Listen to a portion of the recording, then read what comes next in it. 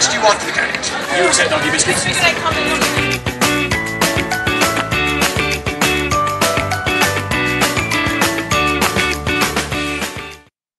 can count on us. Save $1.20 on Oscar Mayer turkey bacon, only $3.99 for a 12-ounce package. Red ripe strawberries, $4.99 for a 1-pound package. Save $1.01 on Breyer's ice cream, just $7.19 for a 48-ounce tub. Hot price on Kraft shredded cheese, $3.89 for an 8-ounce package. Save 66 cents on Kool-Aid drink mix, only $4.99 for a 20-ounce tub. Visit our website at www.marketplace.pm for more weekly specials.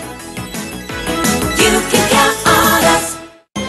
Live from Bermuda Broadcasting, this is ZBM TV9 News.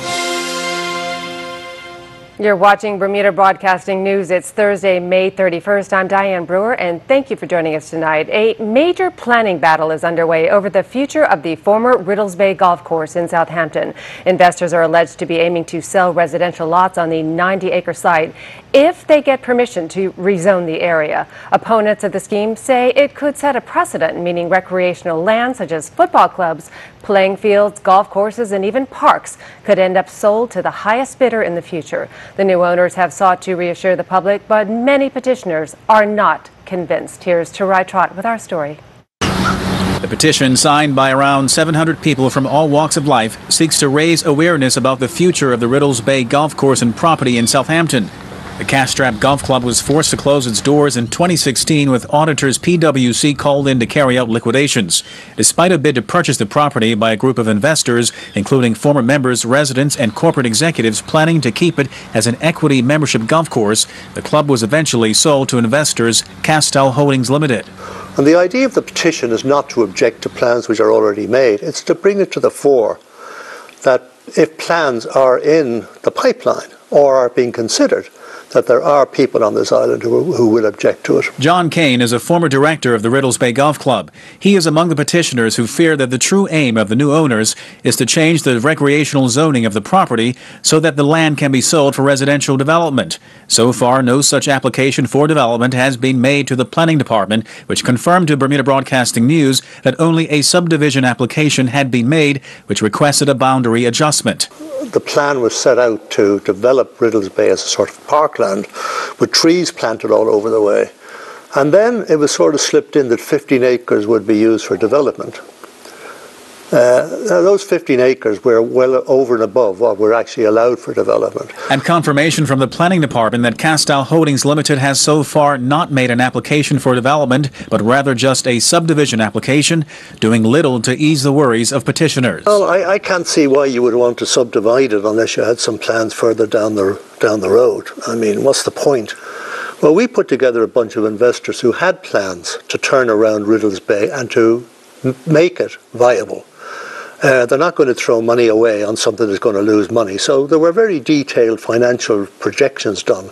But ultimately, residents were told their plan was not viable, and the only option for the club was for it to be sold to the highest bidder. Residents fear that if the recreational zoning is allowed to be changed at some point in the future, then football clubs and other public green spaces zoned for recreational use only will be in jeopardy. Football clubs, all open spaces would be all affected. All these little small plots of land, which when you drive around Bermuda, you see small plots of land where people are growing their produce. Nice and easy to put a house there if you'd make a lot more money doing it. Daniel Taffer of Castell Holdings Limited declined our invitation for an on-camera interview.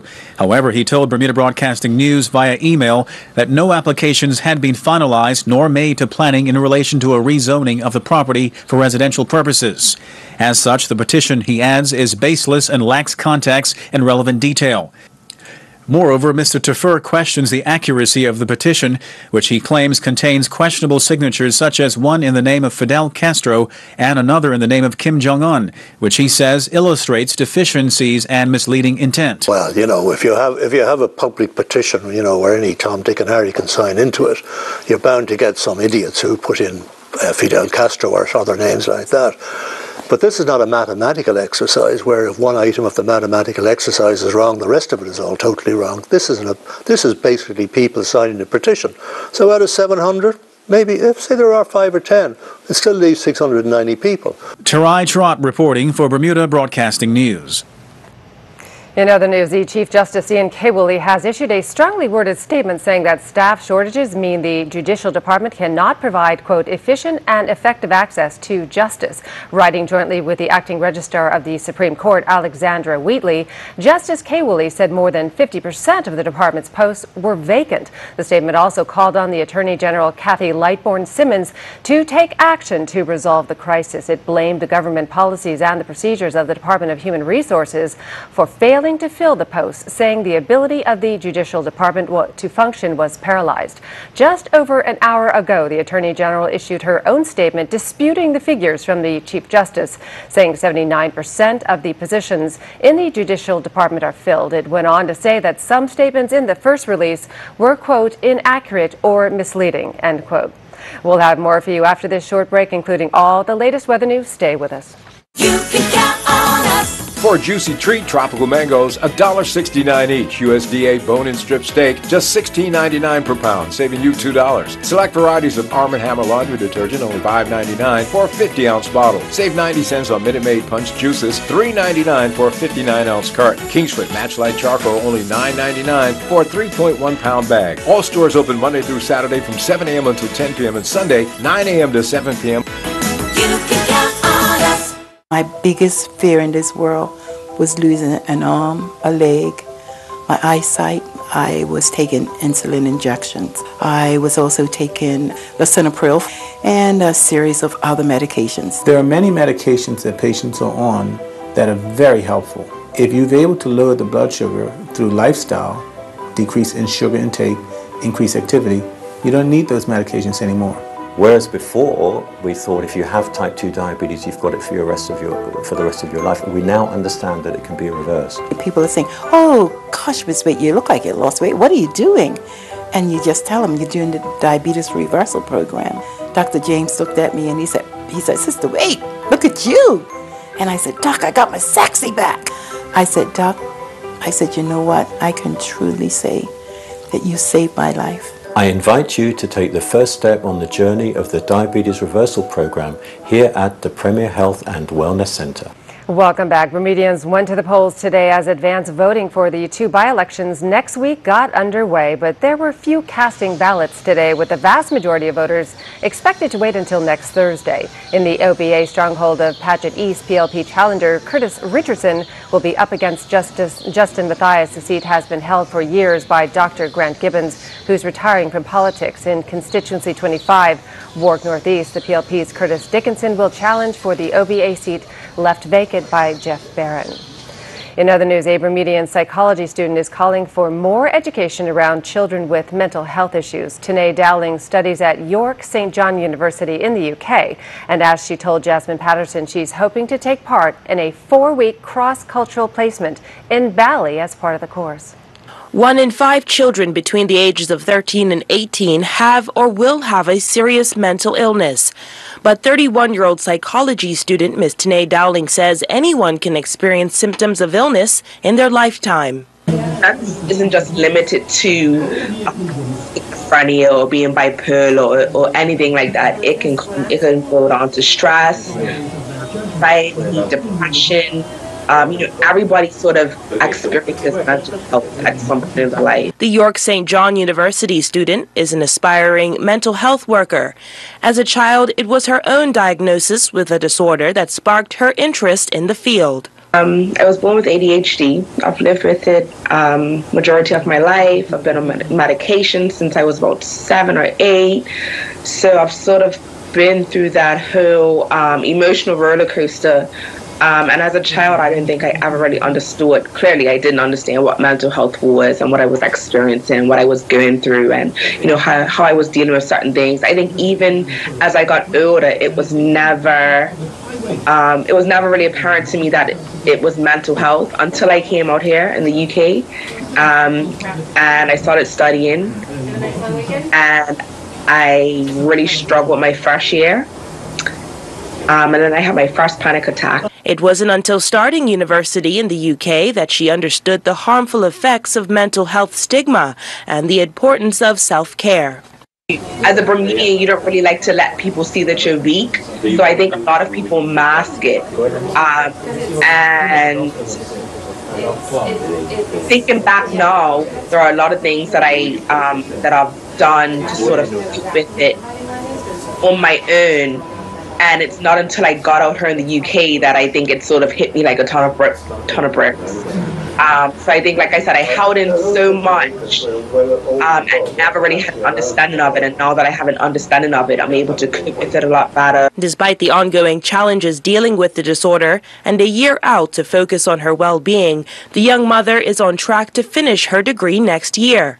Volunteering with the Mirrors program recently deepened Tanae's passion for helping young people with similar mental health issues. The way children think is really amazing, and so many people wouldn't have a clue until you actually experience it and hear it and talk to them and have conversations, and all they want is someone to listen to them, somebody to care, somebody they know is going to stick with them, even if it's not holding their hand. At least they have that support there where they can come to you.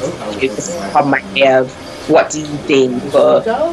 Like that was something that I didn't have, which is why my interest sort of lays with the youth. Her undergraduate course requires work experience, and she aims to raise $3,000 to fund a placement in Bali in a small village with youth at a psychiatric ward. But her ultimate aim is to practice here at home. Home is where my heart is, and I feel like giving back to my community is very important. Giving back to kids that even though there are a lot more resources available for children now,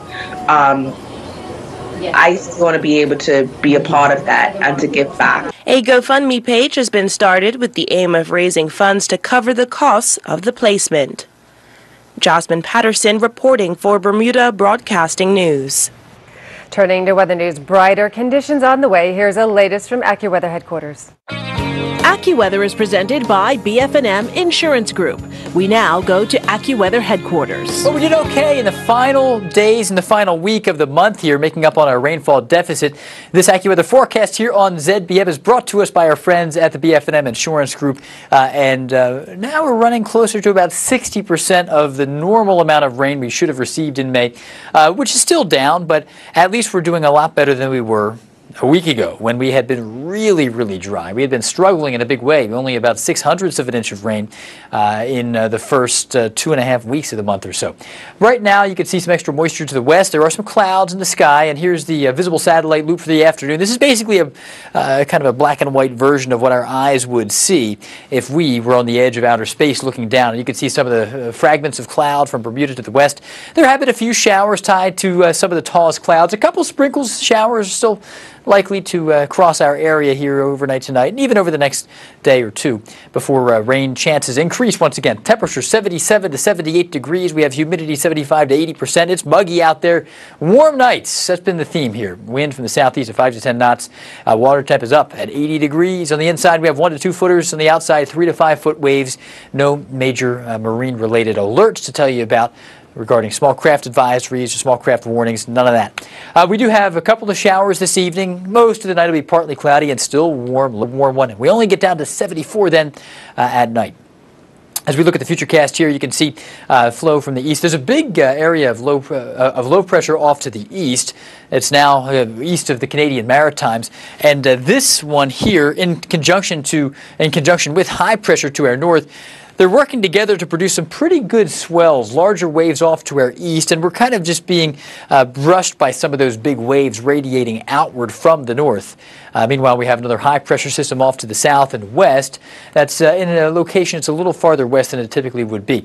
So as we're looking at our forecast up and down the east coast of the North American continent, we're looking at Toronto and areas like New York City, Boston, running very warm out there. A couple of showers and storms for some into Toronto. Atlanta's steamy. In London, we're at 72. Then down into the Caribbean, scattered showers and thunderstorms in the muggy air. It's that time of the year, and officially hurricane season does begin on June 1st. That's tomorrow, but there is no threat of Beryl in view at this point. So again, showers come down to a minimum into Friday, and then they'll begin to increase once again. Additional wet weather, scattered showers, and breezy, very warm from Saturday into Tuesday. Back to you.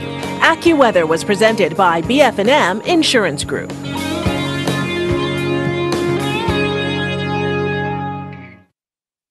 Blurry-eyed following your eye appointment? Had one too many? Or simply too tired to face the drive home at the end of a long night? There are lots of reasons why you couldn't and shouldn't get behind the wheel. Introducing HomeSafe from Security Associates, the island's only car and driver home delivery service. Reschedule with us and a HomeSafe driver will deliver you and your car right to your door. Whatever your reason for not driving, you can always get HomeSafe. Call 298-2626 for pricing and to find out how you can become a member or visit HomeSafeBermuda.com. Terms and conditions apply. Carl, you're not entering this race. You cannot do it. You're not strong enough. It's too dangerous. Please, son, listen to your father. I can do it. I'll show you, Dad. I'll show everyone. I can do this. I know I can! Who's there? Show yourself. So you're looking to join the derby? Come with me if you want to win.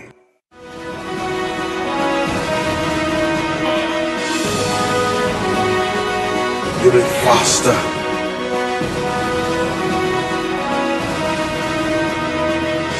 You'll be stronger. You'll be better than the rest of them. You'll be a winner. Can you feel it? The ducks are coming back.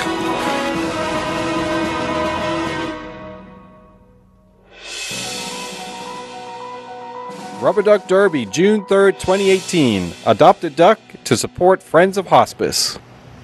Welcome back. The Bermuda Economic Development Agency has entered into a partnership that will see small businesses receive discounted legal advice from a leading law firm. Erica Smith of the BEDC told Tarai Trot it had found that many of its smaller clients needed legal advice but struggled to afford it.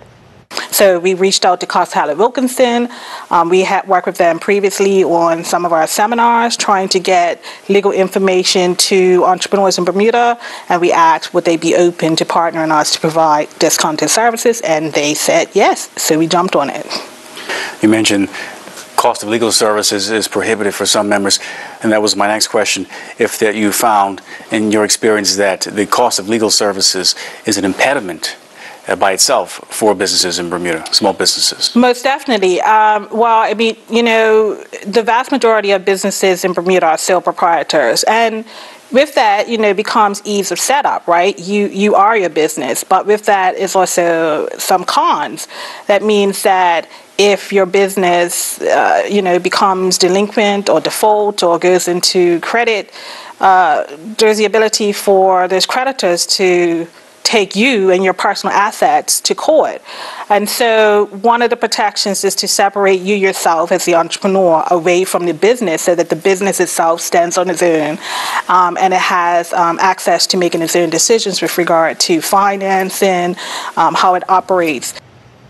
In other news, you may have noticed a new pop-up has popped in the Washington Mall. The Bermuda Tourism Authority has opened a temporary visitor center near the Delta Airlines office. Carla Lacey of the BTA said hundreds of people pass by on a daily basis, and they'd find this was more than just an information booth. We actually are a real service center. Visitors can book experiences and activities, so that started in Dockyard. But even here in our pop-up, we have the same technology, and it's just a peek at what people can expect when we open in Hamilton. We're looking to surprise and delight and engage our visitors, and definitely close those sales on what to do here in Bermuda that puts more money into the pockets of local entrepreneurs. The new pop-up center will serve tourists until the end of September, by which time it's hoped a brand could be left without them. Hal Davis reports on a sobering prospect. A shocking sight for lovers of a pint, or a cocktail perhaps, at Wahoo's. The St. George's Institution was late filing for its liquor license, just one of many places serving booze to do so.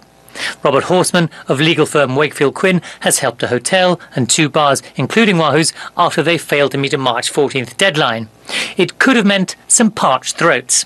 So if you missed that date, your liquor license expires on the 31st of May. So, and it seems there's a lot more applications in these days than there. At Dreams, Bermuda's only mattress gallery. Surface Trends has been serving Bermuda for over 25 years, supplying and installing tile and natural stone. We have a large in-stock selection of beautiful porcelain wood planking, including our exclusive Bermuda cedar tile. You will also find Bermuda's best in-stock selection of countertops, including natural granites, exotic quartzites, and silestone engineered quartz in all the newest colors. Our team will be happy to help you. Stop by our showroom at 17 Serpentine Road or give us a call at 295-8005. The work of prison officers has been highlighted this week with a series of community events, including a seniors' tea in Paget. Gary Foster Skelton went along. A rainy afternoon indoors isn't that bad if you have some good food and fellowship. That's exactly what seniors were enjoying at St. Paul's Church Hall in Paget, hosted by the Department of Corrections. The Seniors' Tea is part of Corrections Week, an annual observance aimed at recognising the work of corrections officers and support personnel in prison facilities. Prison officer Atiba Tucker is chair of the steering committee for the week's events. And this is actually one of our most popular events where we give back to the seniors, and so I thank them for paving the way for us. The officers, they thoroughly enjoy serving the seniors, and they look forward to it every year. Officer Tucker also spoke with affection for his colleagues and the important job they do. We are a close-knit family. It's not the easiest job in the world. The main focus is that everyone goes home safely, and we still achieve our mission of returning inmates to society as productive citizens. And if we can achieve that every day, then I'm happy. Gary Foster Skelton for Bermuda Broadcasting News. Here's Earl Baisden with tonight's sports report. Bermuda's men's Davis Cup team of Gavin Manders, Jensen Bascom, David Thomas, and Trey Mallory were back on the courts in Costa Rica, taking on Honduras.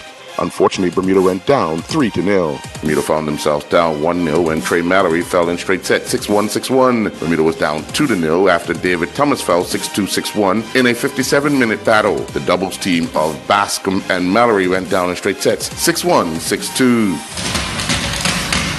The Bermuda Cricket Board today announced that Michelle Painter from the St. George's Cricket Club and Keon Butterfield from Warwick Workmen's were the One Communications Premier and First Division Players of the Week for Week 1. Painter thanked the sponsors. I'd like to thank One Communications for the continued support of the BCB Cricket League. Hopefully they continue with their copyright sponsorship for St. George's as well. Thanks, guys.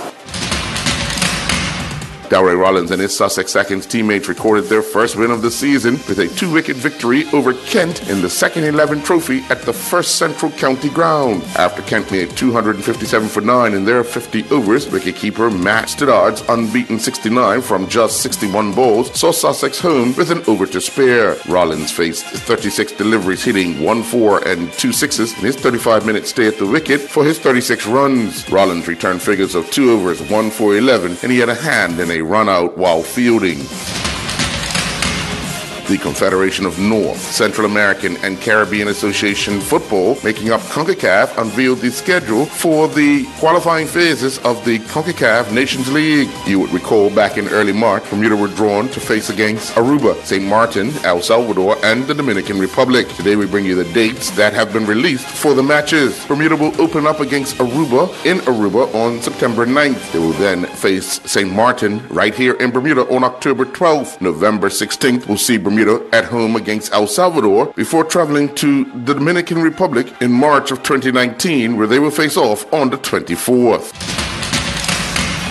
Elijah Daly competed in the Aldi Toronto Midtown Pan American Invitational Swim Meet, which was hosted by the Scarborough Swim Club. Daly made 6 final appearances, going to the podium all 6 times, unofficially breaking 2 age group records along the way. Daly would finish second competing in the 50-meter freestyle, touching the wall in the time of 28.89. He would then take the same position competing in the 100-meter freestyle, clocking a time of 1:03.12. During the 100-meter backstroke, Daly clocked a gold medal time of 1:11.27. Daly would capture the gold medal in the 200-meter backstroke, clocking a winning time of 2:32.50. The time beat the previous record of 2:34.40 set by Jack Harvey on March 25th, 2016 at the Carifta Swimming Championships. Clocking a time of 1:06.46 saw Daly capture the 100-meter butterfly gold medal. Daly claimed his final gold medal when he won the 200-meter butterfly with a time of 2:35.73, lowering the record time of 2:40.40 he set back on May 17, 2017 team during the NYAC Performance Meet in Canada. St. Augustine University men's middle distance runner Shaquille Deal earned first-team All-American honors at the NCAA Division II Outdoor Track and Field Championships. Deal earned his honor for his part in the St. Augustine men's 4x400-meter relay team. Meanwhile, the Bermuda National Athletic Association will hold their National Track and Field Championships at the National Sports Center on Friday, June 8th, beginning at 5:45 p.m. The Bermuda men's and women's senior volleyball teams moved into the playoff stage at the USA Volleyball Open National Championships in Dallas. The Bermuda women's team went down in a three-match thriller to Fiego, 27-29, 25-13, 16-14. The Bermuda men advanced with a three-match win over the Strictly Bangers, 25-22, 19-25, 15-13. The Bermuda Rugby Football Union announced a 35-man high school select squad will travel to Washington, D.C. to play 4 games this coming weekend. In a first for its age group, Bermuda will take 2 teams to play against D.C. Youth Rugby and Maryland Exiles. The first 2 games will be held on Friday, June 1st, and the final 2 will take place on Sunday, June 3rd. The Wednesday night sailing series continued on the waters of the Hamilton Harbor with 23 boats going to the start line for race day 6. Mayhem was the first boat to cross the line, clocking a time of 1:08:57. With their correct, a time of 1:04:38 saw them finish first on the night. Air Force crossed the line second on the night with a time of 1:09:52. With their correct, a time of 1:05:30 saw them finish third on the night. Honey Badger was second on the night with a correct time of 1:04:47. This after crossing the line in a time of 1:10:04. Yubster was fourth on the night with a correct time of 1:05:55, and Crossfire rounded out the top 5 finishers with a correct time of 1:06:01. The Bermuda Basketball Association Summer League season, sponsored by One, continued with a doubleheader inside the Bermuda College Gymnasium last evening. Game 1 saw the Devonshire Chargers defeat the Hamilton City Twisters 78-66. Calvert Lee led the Devonshire Chargers with 23 points. He also had 8 rebounds, 1 assist, and 2 steals, while Omari Dill Pattyford scored a game-high 28 points for the Twisters. He added 4 rebounds, 4 assists, 2 steals, and 1 block shot. In the nightcap, the Hamilton Parish Rockets edged the Paget Flyboys 38-36. I'm Earl Baisden with Bermuda Broadcasting Sports. Thanks, Earl. Well, that's our newscast for tonight. I'm Diane Brewer. Thank you for sharing your Thursday evening with us, everyone. We appreciate you. Good night.